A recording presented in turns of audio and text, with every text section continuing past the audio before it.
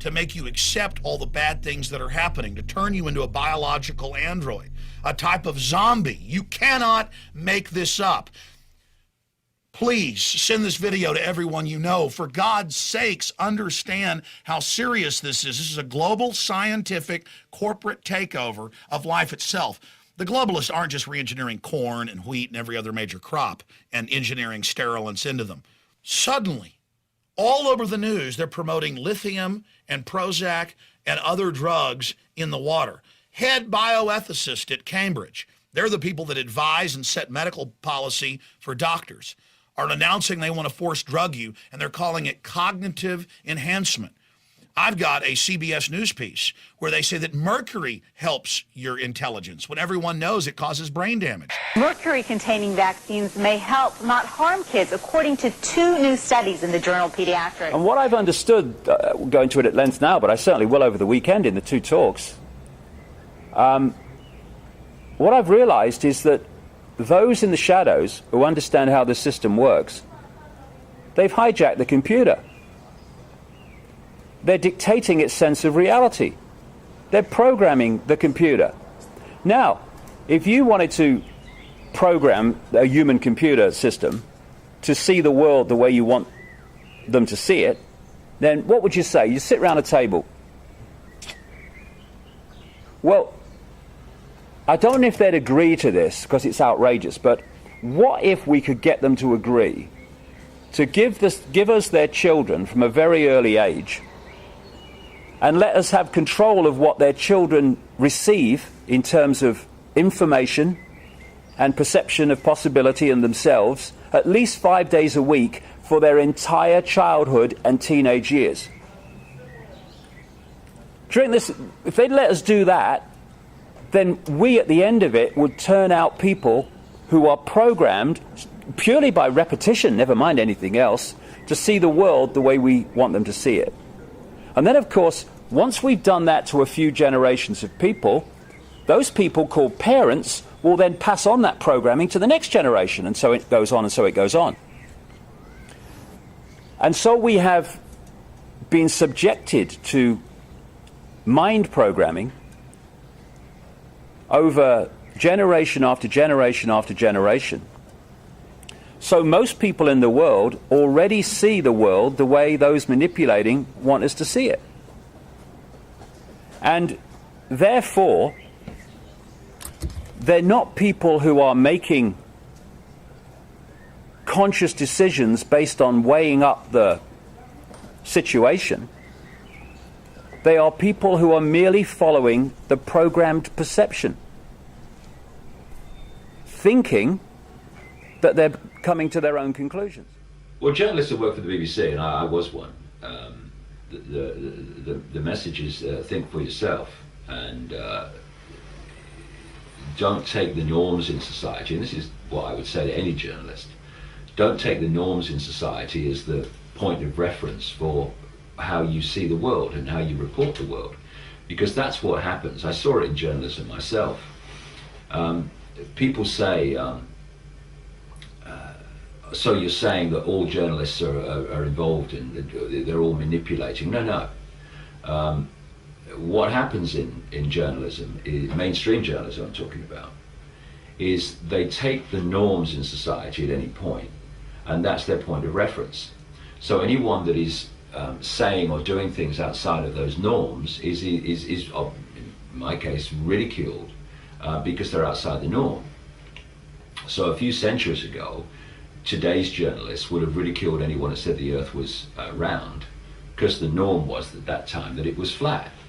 And so it's important for journalists to open their minds to see that the norms are not necessarily everything there is to know. But then you've got the next level with the BBC and mainstream journalism in general, in which there are limits to what you're allowed to put out. You know, if you reported someone like me in a, this guy takes the points and this and all this stuff, then that's fine. You can report me on that level. But if you said, okay, we're gonna do this report or this documentary on this guy, and actually we're going to take seriously what he's saying. Not that we're going to believe it, but what we're going to do is we're going to go with an open mind and we're going to look at the evidence. Then that's a completely different situation, and I doubt very much if that would be acceptable, and certainly would not never make the air. I've been interviewed a couple of times by tabloid journalists who wanted to do, in the last occasion, a 2-page feature about what I was saying about me, and all the photographs were taken and everything. But his article was going to be, actually, this guy's not crazy, and he might be saying this, but hey, you know, never made the paper, never got in, just never ever used. And this guy was a named frontline writer for that paper, never used. So there are two things running together in journalism. One is the closed-mindedness of most journalists, they're certainly not all, and the other thing is even those that are open to seeing life in a more expansive way, they then face the block of the structure. And the worst kind of censorship is self-censorship. This is how the system works. It's like the mouse in the laboratory maze. If you're going to get a shock all the time for going down these channels, then you stop going down them, and you can take the shock technology away, the mouse won't go down there anymore because it's been shocked too many times.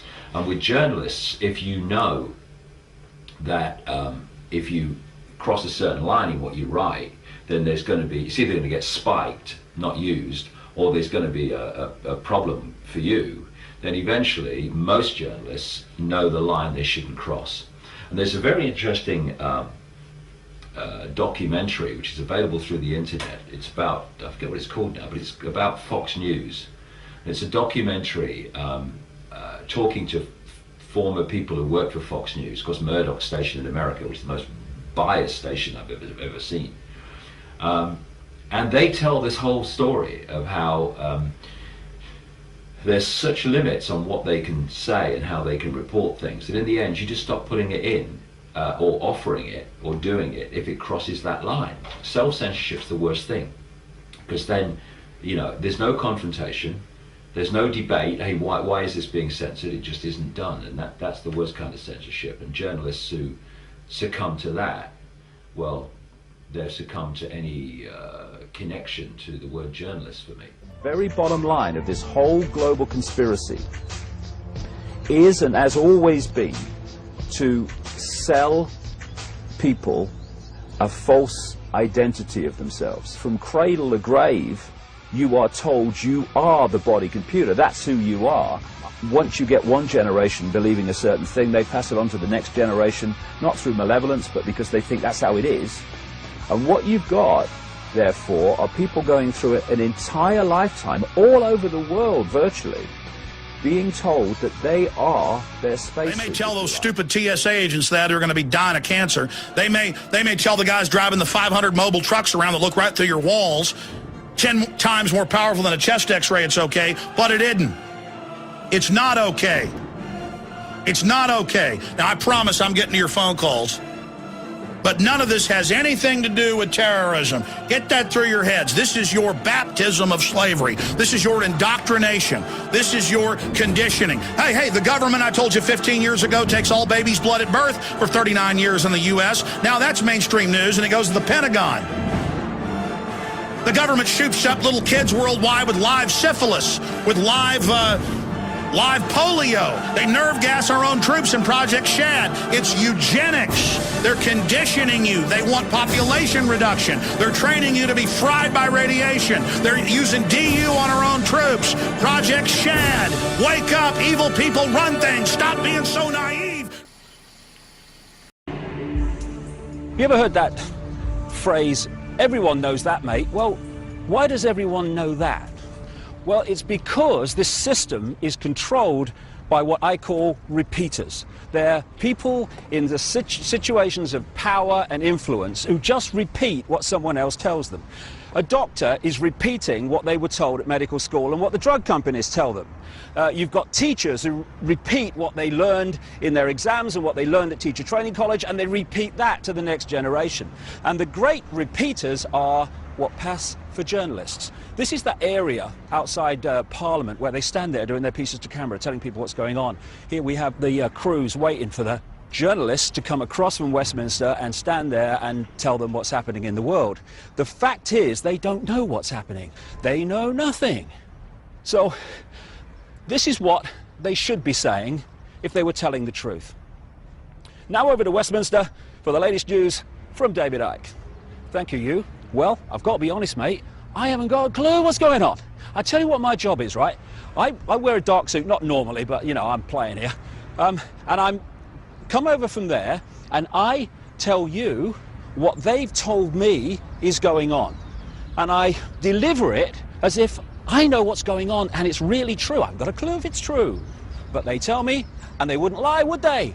I mean, would Tony Blair lie about what's really happening? Would George Bush, please? I'm a journalist, trust me. And so, what we call news, what you get paid a lot of money for reading Autocue about, is merely propaganda that they have told me and I tell you. David Icke, BBC, ITN, CNN, CBS, Sky News, Westminster. You think I'd be on hundreds of radio stations, on all these years, lying? You think I'd get away with that? I've already given you all the evidence and all the proof. Why don't you just go check it out for yourself? When I get up here and tell you Anwar al-Awlaki, I told you this 5 years ago, is CIA operative behind finding these mentally ill Muslims to carry out badly coordinated attacks as a pretext to take our rights, if that wasn't true, I'd be crucified. But people send me emails saying I'm lying about AP and Fox News. I'm not lying about any of this. I'm telling the truth. And a lot of you out there that sit on the fence and quietly know this is true, media people, government people, corporate people who go along with this, you're being enslaved because of it.